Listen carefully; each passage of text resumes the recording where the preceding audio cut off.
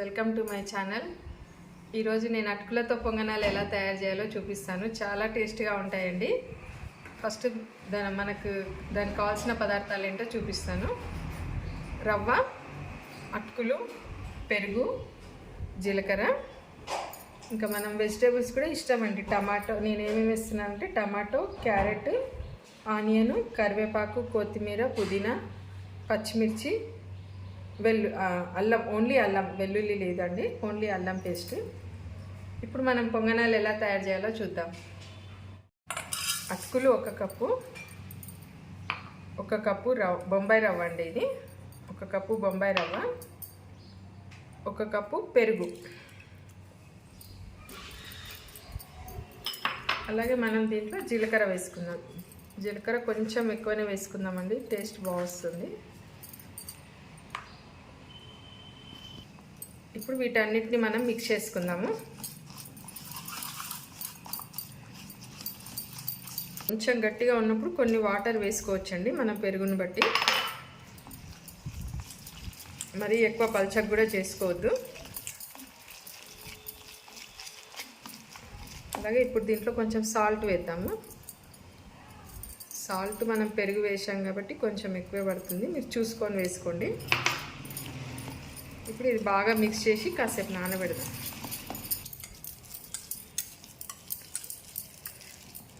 ఇలా మనం మొత్తం మిక్స్ చేసి పెట్టుకుందామండి. రవ్వ, పెరుగు, అటుకులు, సాల్ట్, జీలకర్ర ఇప్పుడు ఇలా పెట్టేసుకొని ఒక 15 to 20 minutes మనం దీన్ని పక్కన ఉంచుకుందాము. ఓకే అండి, మనకు ఒక 15 minutes నానిన తర్వాత ఇలా అవుతుంది. ఇప్పుడు మనం దీన్ని కొంచెం జార్లో వేసి కొద్ది వాటర్ వేసి గ్రైండ్ చేసుకుందాము. ఇప్పుడు మనకి ఇలా అవుతుందండి పిండి, ఇలా సాఫ్ట్గా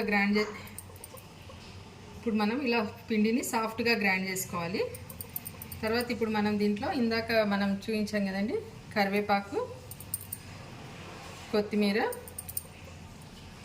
పచ్చిమిర్చి, అల్లం పేస్ట్, ఉల్లిపాయలు, కొంచెం పుదీనా, కొంచెం టమాటో, క్యారెట్ తురుము, ఇవన్నీ వేసి ఇప్పుడు బాగా కలిపేసుకుందాము. ఇప్పుడు మనం స్టవ్ పైన పొంగనాల పీట పెట్టుకుందామండి. పొంగనాల పీట వేడెక్కాక మనం కొంచెం ఆయిల్ వేసుకుందాం అన్నిట్లో.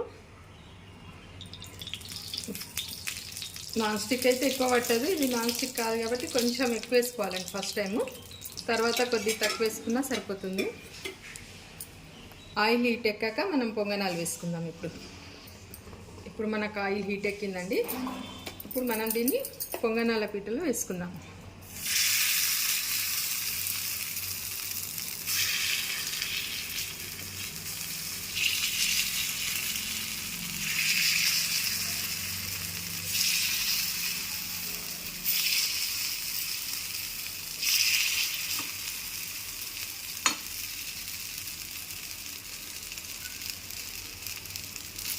అంటే ఇప్పుడు మనం దీనిపైన మూత పెట్టేసుకుందాము.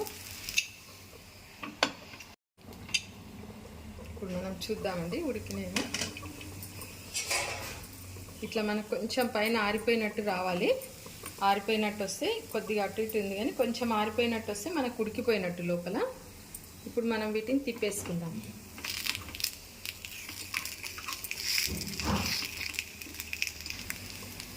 ఇలా వచ్చాయండి.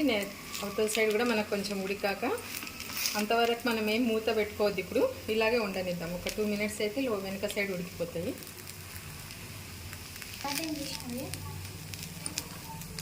ఓకే, మనకి ఉడికిపోయాయండి. అంట తీసేసుకుందాం. ఇప్పుడు అన్నీ మనం మీడియం ఫ్లేమ్లో పెట్టుకోవాలి. ఇది హై ఫ్లేమ్లో పెట్టుకోవద్దు, మాడిపోతాయి, లోపల ఉడకవు. మీడియం ఫ్లేమ్లో పెట్టి వేయించుకోవాలి. ఓకే ఫ్రెండ్స్, మనకు వేడి వేడి అటుకులతో గుంత పొంగనాలు రెడీ అయిపోయినాయి. అలాగే మనం రెగ్యులర్గా మినపప్పుతో చేస్తుంటాం కదండి, అలా కాకుండా మీరు ఎప్పుడైనా మినపప్పు నానబెట్టుకున్నప్పుడు సడన్గా అటుకులతో, మనకి ఇంట్లో అటుకులు ఉంటే అటుకులతో చేసుకోవచ్చు. చాలా బాగుంటాయి. ఒకసారి టేస్ట్ చేసి చూడండి, మీరు కూడా ట్రై చేసి చూడండి. ఇలాంటి ఇంకా వంటకాలు మళ్ళీ నేను చేస్తూ ఉంటాను. Thank you friends. అలాగే నా ఛానల్ని సబ్స్క్రైబ్ చేయండి.